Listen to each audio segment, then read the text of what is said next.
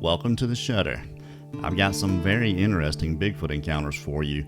I'm sure you'll enjoy these. Some pretty enlightening stuff in there. The last is a collaboration with Cam Buckner from Dixie Cryptid, so I'm sure you guys will enjoy that. This first story you may have heard on Storytime. I'm sure most of you haven't heard it yet. It's an affidavit from a Lakota Sioux man named Jax from 1896. And interesting to me is the way they formed language back then is just much different than the way we speak today.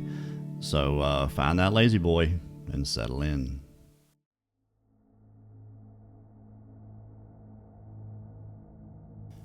A few weeks back, my friend Jake McCoy and I were in witness to the following of accounts.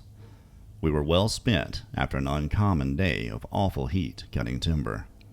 Our days in these woods were usually of a cool and foggy nature, with the heat rarely becoming to our discomfort. After our supper, Jake and I were of a mind to sit by the creek. With the next day being Sunday, we were able to enjoy an evening of our own doings. We were smoking and having coffee when we smelled something like a dead animal left to rot in the heat.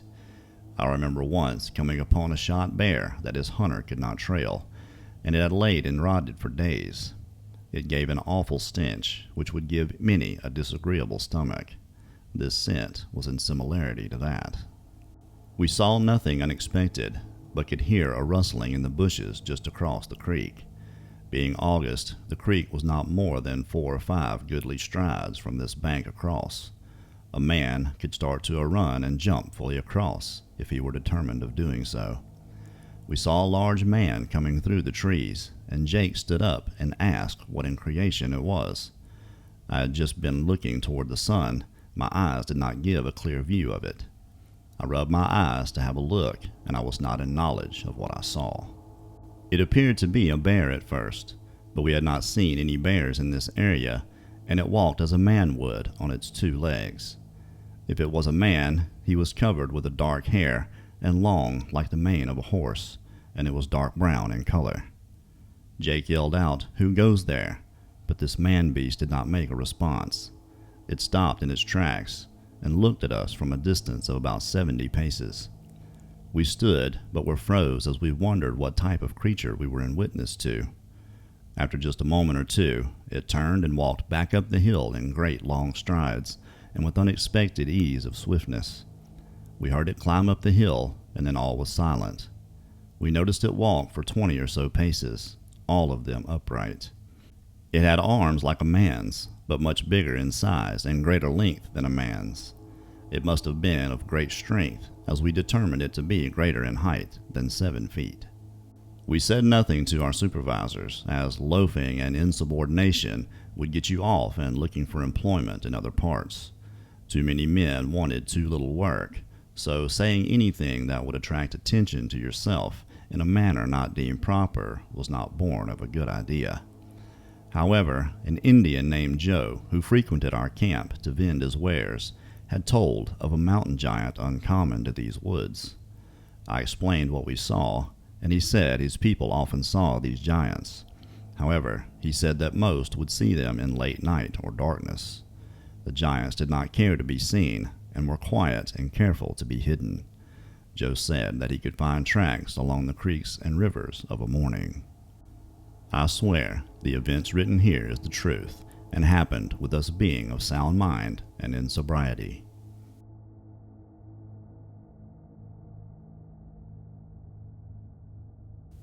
I was on vacation in the North Cascades National Park in September of 2006, and for most of my 2-week vacation, I went hiking.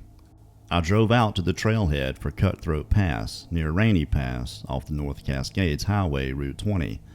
The location of the sighting is basically at the crest of the Pacific Crest Trail, a very popular trail for hikers. I started my hike at around 1 p.m. and started up the trail and hiked through the forest for a while, and then the trail opened up into a beautiful meadow with incredible views of the valley and forest below. I continued on till about 4 p.m. and decided to turn back down the trail and return to the trailhead before nightfall. Along the way up and most of the way down, I didn't see or hear anything. It was very quiet. I did, however, pass a half dozen or so other hikers at certain points on the trail.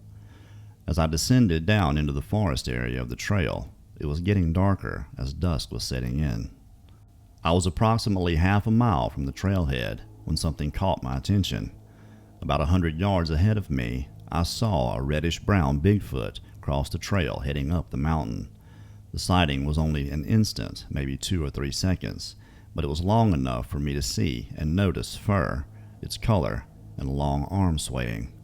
I couldn't see its head or lower legs because of a tree branch obstruction. I stopped for a moment to gather my thoughts, and then continued to hike through the area, hearing and seeing nothing more. When I got down to the trailhead, I sat in my car for quite a while, amazed at what I had just seen. I used to always scoff at reports where people would say the sighting was only a second and they had no time to take a picture or even think. What I got out of this is that they seem to be stealthy, quiet, and do not wish to be bothered. I'm sure this creature knew I was there long before I was aware of its presence.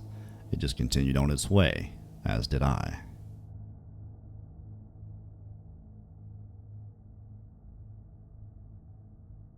This happened between West Des Moines and Van Meter, Iowa, in Dallas County.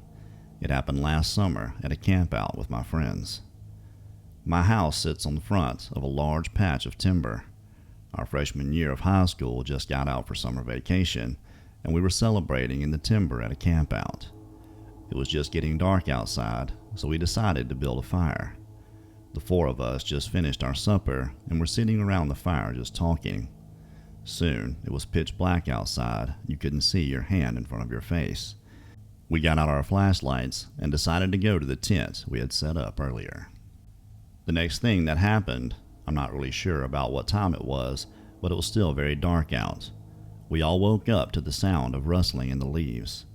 We assumed it was just a raccoon eating the leftover scraps of our food, but then there was a strange grunting sound, sounding like some sort of sick cow or something, and heavy, raspy breathing. There was a reeking stench, almost like rotten eggs. We all thought it was somebody playing a prank on us, but in the middle of the night?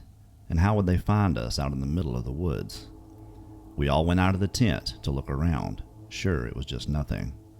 As we unzipped the tent, the rustling stopped, and the breathing slowed down a little. As we poked our heads out of the opening, we got a glimpse of it. Standing there by a large oak was a very large animal. In proportion to the tree it was standing near when we saw it, its head came close to hitting the branch, which seemed to be a little less than 7 feet tall. It was hairy and had reddish-brown fur. In an instant it was gone. Once the 4 of us talked about what we saw, we all had seen the same thing. A glimpse of a hairy bipedal creature walking away. I think it seemed maybe a little afraid of us, for what reason I do not know. It was too far away to distinctly see a face. All I can tell you is that we only saw its backside, reddish-brown fur, and very tall. I'm sure there are many people that have trouble believing a creature like Bigfoot exists. I can imagine the disbelievers far outweigh believers, but I can tell you, after a lot of thought, I know we all saw a Bigfoot or a Sasquatch or whatever you want to call it that night. It perfectly fits the description of many other encounters that lasted much longer and were seen much clearer. There's just nothing else it could have been. I'm confident in saying we saw and experienced a Bigfoot that night.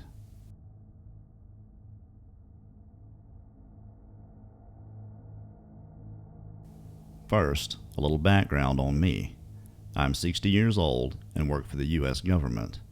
I've been camping for most of my life and was an adult Boy Scout leader and trainer for approximately 20 years. I've been hunting for over 30 years as well. I know the animals that inhabit the woods of Missouri. I own 80 fenced acres of property in Dent County, Missouri. It is bordered on the southeast 40 acres by a farm and on the northwest 40 acres by a farm. The rest is all national forest on all sides. On the property, there is a wet weather creek that almost always has a little water in it. It's mostly oak forest with about 10 acres of open space that once was used for grazing cattle. There is a pine forest on the northeast side where an old logging road is our entrance to the property. I've heard some strange vocalizations since buying the property over 3 years ago. I've heard the same or similar sounds or vocalizations on a few websites. I know what bobcat, coyote, screech owl, barred owl, and most other forest animals and birds sound like, and these vocalizations sound nothing like any of these. I have also heard the banging of wood on trees in the woods around me at night. I was staying overnight in my hunting cabin. There was a 3/4 moon out, and the nights were very clear and somewhat cool. I had the windows cracked, as I like to sleep to the night sounds. I had just gone to bed. It was about 10:30 p.m. on Friday night when I heard the night sounds completely stop. About 4 or 5 minutes later, I heard a series of 2 to 3 whoops, and then an incredibly loud, low rumble, screech, or scream come from somewhere close and from southwest of my cabin, about 200 to 300 yards at the most. About 30 seconds later, there was an answering vocalization from quite a ways off into the southeast. This repeated 4 different times. Each time the vocalizations got closer together, and the one closest to my cabin got farther away toward the southeast. Between the second and third vocalizations, I heard a banging like a board was being smacked against a tree. There were 3 loud bangs from close to me, and then 3 bangs from the vocalization farther away. After the 4th vocalization, which seemed very close to each other, all the vocalizations and tree banging stopped. About 3 or 4 minutes later, the whippoorwills started in, and the night sounds came back to the woods. The next night was very much like the night before, except there were no vocalizations or tree bangs, just the night sounds ceasing, and about 3 to 4 minutes later, the window right next to my bed went completely dark, as if something stood outside and blocked out the moon and stars at the window. This blackout only lasted for about 5 seconds. I don't know exactly how long for sure, as I was practically holding my breath and trying to be as quiet as possible.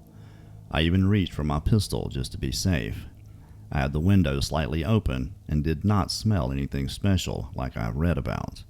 I did smell something like a wet dog, and there were no dogs around that weekend. I did go to the door after the moonlight came back in through the window and turned on the porch light to see if I could see what had blocked out the moonlight.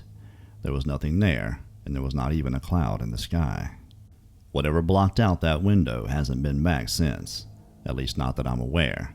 It is unsettling to think it probably has been.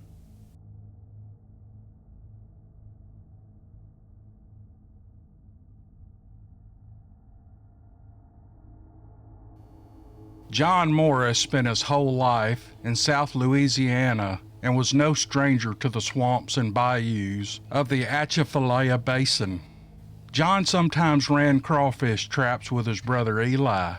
It's good money for a few hours' work.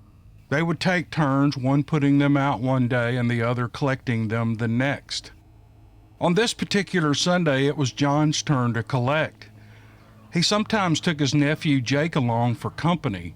Jake was 11 and he was mute.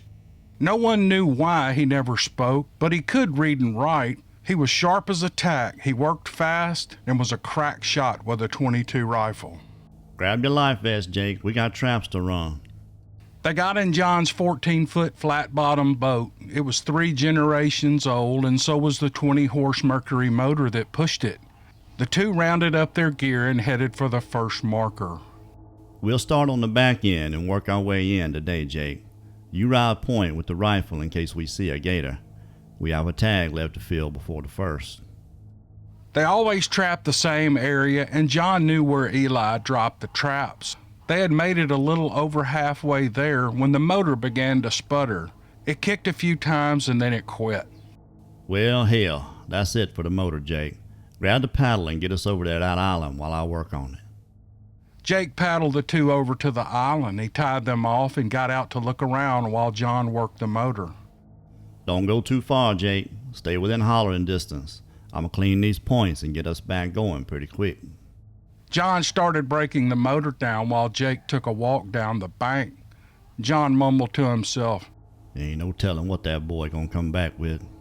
Dadgum Mercury, I told Eli these points needed cleaning. Jake had made his way a good 200 yards from the boat. The Atchafalaya is no place to be stuck in for normal city folk, but Jake knew the swamp like the back of his hand. Still, nothing could compare him for what was about to happen. He was trudging along, ducking low branches and Spanish moss, when he was stopped in his tracks by a strange odor. It was a foul stench of rotting meat and skunk mixed together. Cautious, he scanned the area left to right and abruptly gasped when his eyes fell on a hair-covered creature, no bigger than he was, about 4.5 feet tall, hiding behind a black cypress tree. The thing was poking its head out from behind the tree, staring at Jake. Its hair was thin and long, but sparse and patchy looking. He could see Spanish moss hanging off its shoulders. Jake stood in terrified disbelief, his eyes wide and beginning to well up. Back at the boat, John was putting the motor back together. He was just replacing the cowl when he heard a very distinctive sound of a stick break. John stood up and he called out, "Jake, you out there? Come on, boy, it's time to go." He turned back to finish replacing the hood when a huge stump hit the water right next to the boat. "What the heck is going on? Who there? That you, Jake?" When John saw the stump, a chill ran down his spine as he was all too familiar with what his family called a rogaroo. John wasted no time and called out again, "Jake, let's go, boy. The boat fixed." John didn't know that Jake was too far away to hear him, but just in case, he grabbed his pistol and fired 3 shots in the air. He knew Jake would hear that and know that it meant it was time to go. Jake was still staring down the creature when he heard the shots. The creature snapped its head towards the loud bang, and that's when Jake broke and ran. John, nervously watching down the bank, hoping to see his nephew coming, and Jake running as fast as he could through the swampy underbrush, desperate to get back to his uncle and the boat. Jake fired his .22 in the air to let his uncle know that he was on his way. John turned to the 20-horse Mercury and pulled the cord, and it sputtered. He pulled again, still nothing. "Come on, motor, do right." He gave the bulb one more pump, and he pulled the cord with everything he had. The motor kicked and choked itself to life. John looked at the bank and he saw Jake running very fast through the brush with the creature not far behind him. "Run, Jake. Don't turn around, boy. Just run." John grabbed the deer rifle and aimed at the thing. In an instant, a tremendous scream comes from just in front of him. Somehow, John knew not to fire on the little creature unless it caught up with Jake, but Jake finally made it to the boat. "Where you been, boy? Unhitch that line and jump in here. We got to go." John asked in vain, knowing his nephew couldn't answer him. They pushed off the bank and sped back to the dock. The traps could wait. They made it to the dock, loaded the boat, and they headed home. "Hey, boy, you see that thing running behind you?" Jake nodded his head yes, "You know what that was?" and he shook his head no. "That was that rogaroo. It looked like you had a little one running after you, but that scream you heard was Mama or Daddy. I think they was none too happy with me about to shoot that little one." Jake dropped his head and started crying. He'd never been so scared in his life. "It's okay, boy. We'll let them traps set a while. I'll go with your Uncle Eli in the morning. We'll get them." That night, John called Eli and told him what had happened. "I'll go with you tomorrow to pick up them traps. I don't think Jake gonna be up to it." The next day, John showed Eli where everything happened. Eli told him that he'd seen and heard strange things on that island before, and that he always stayed clear of it. "Sure would have been nice if you'd have told me." I don't think John and Jake will be stopping at that island ever again. Man, I just love doing these stories with Cam. That's Cam Buckner from Dixie Cryptid. Big shout out to him and a big thanks. He just delivers every time. We tried something a little different this time. I hope y'all enjoyed it. I'm sure we're going to get some comments about how us Mississippi boys pronounce Atchafalaya or Atchafalaya or the Rougarou or Rogaroo. We've heard it all different ways around here, so I figure we'll get some comments about that. But hey, we had fun anyway, and if you liked it, let us know. We're going to be working on several more of these. Okay, if you subscribe, make sure you hit that notification bell so you can join me here next time for the Shudder.